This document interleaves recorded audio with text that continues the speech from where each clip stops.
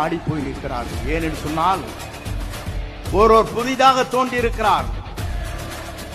அந்த இரு கட்சியிலும் இருக்கின்ற தலைவர்களே அல்ல.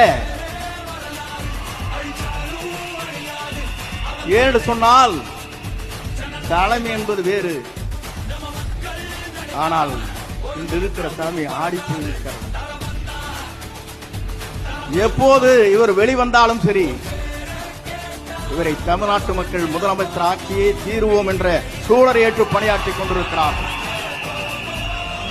இங்கு வந்திருக்கிற செயல் வீரர்களுக்கு தெரியும், எல்லோருக்கும் தெரியும், நாட்டு மக்களுக்கு தெரியும். நாளை தமிழகத்தை நல்லாட்சியை தமிழகத்தில் நடத்தக்கூடிய ஆற்றலும் சிந்தனையும் தொலைநோக்கு பார்வையும் மனிதநேயமுக்கும் ஜாதி மத பேரமற்ற சமுதாயத்தை தமிழகத்திலே உருவாக்கக்கூடிய ஒரே தலைவர் நம்முடைய தளபதி மட்டும்தான் என்ற நிலை உருவாக்கப்பட்டிருக்கிறது. ஆகவே நீங்கள் கவலை